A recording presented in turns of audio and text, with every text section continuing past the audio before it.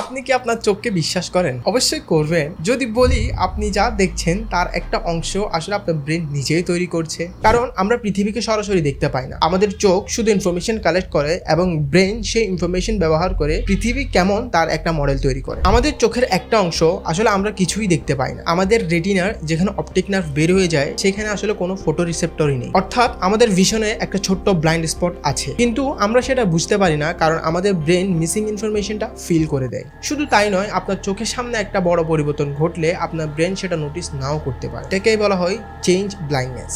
আর memory, আমরা মনে করি আমাদের স্মৃতি একটা ভিডিও রেকর্ডারের মতো, কিন্তু আসলে তা নয়। আমরা যখন কোনো একটা ঘটনা মনে করি আমাদের ব্রেন অনেক সময় সেই মেমোরিকে রিকনস্ট্রাক্ট করে। তাই আপনি একটা ঘটনা নিয়ে অনেক কনফিডেন্ট থাকলেও সেখানে প্রতিটা ডিটেল সঠিক নাও হতে পারে। তাহলে ব্যাপারটা খুব অদ্ভুত, তাই না? কারণ আমরা যা মনে রাখছি, আমরা যা নোটিস করছি এবং আমরা যা দেখছি তার সবকিছুর মাঝখানে ব্রেন একটা ফিল্টার হিসেবে কাজ করছে। তাহলে আমরা কি সত্যি পৃথিবীকে দেখছি, নাকি আমাদের ব্রেন পৃথিবীর একটা ভিশন তৈরি করে আমাদের দেখাচ্ছে?